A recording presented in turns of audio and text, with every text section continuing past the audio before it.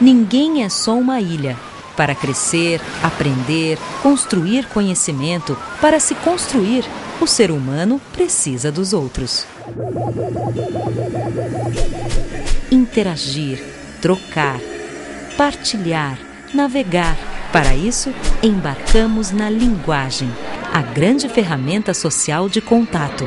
E é ela que, possibilitando a troca com o outro, permite a cada indivíduo, constituído dessa interação com o outro, completar-se para conquistar o seu potencial.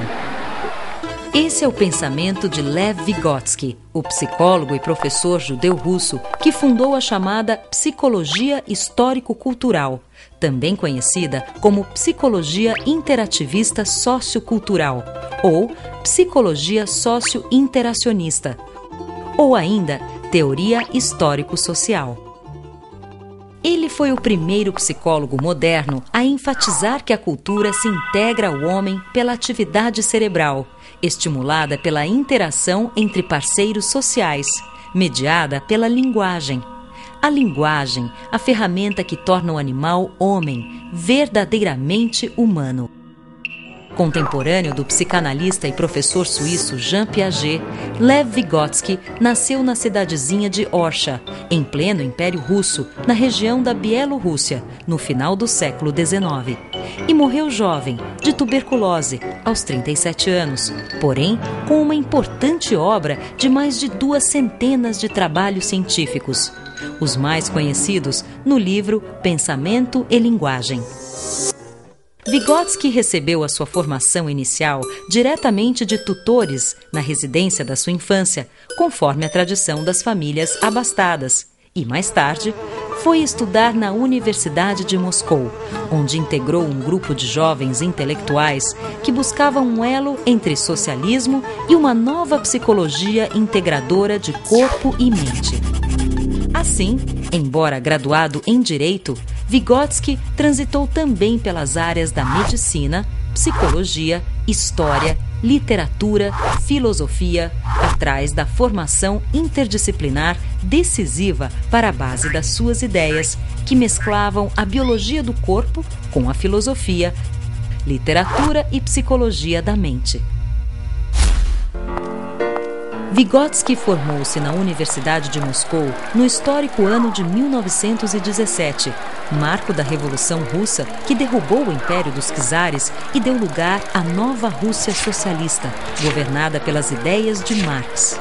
O discurso marxista postulava que tudo é histórico, fruto de um processo, e que são as mudanças históricas na sociedade e na vida material que modificam a natureza humana, em sua consciência e comportamento. Influenciado por essas ideias, Vygotsky construiu a sua teoria sobre as funções psicológicas superiores e como a linguagem e o pensamento estão fortemente conectados. Para Vygotsky, é importante avaliar a criança pelo que ela está aprendendo e não pelo que já aprendeu. Sua teoria procura avaliar os processos mentais envolvidos na compreensão do mundo. E o modelo de aprendizado descrito por suas ideias representou um grande salto para a pedagogia, especialmente quando descreve a zona de desenvolvimento proximal.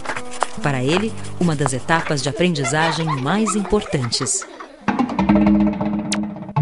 Para entender as ideias de Vygotsky, é fundamental inteirar-se de 4 pensamentos chaves vygotskianos: interação, mediação, internalização e ZDP, Zona de Desenvolvimento Proximal.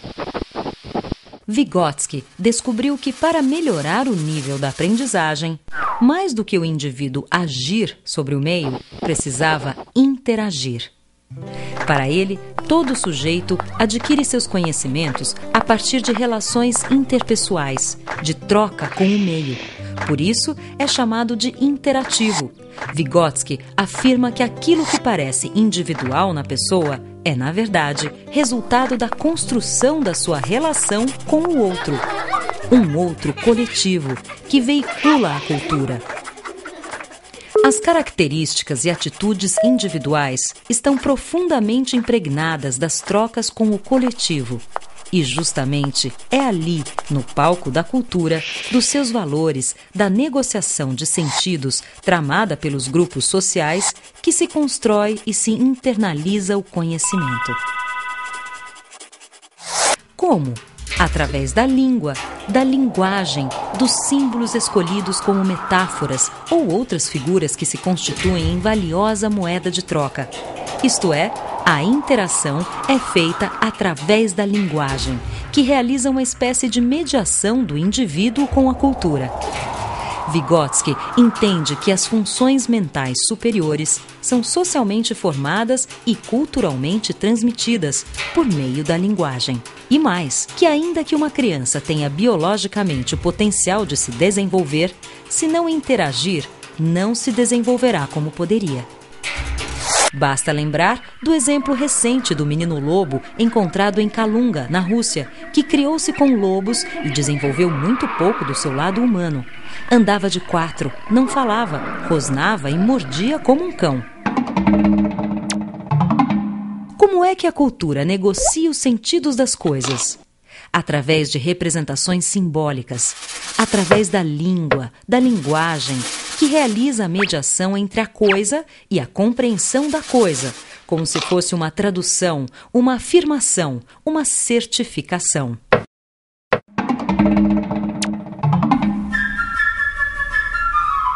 Se pegarmos, por exemplo, uma cadeira, e há um consenso entre nós de que vamos chamá-la de cadeira, e que se diz cadeira, e que serve para sentar, a criança entende.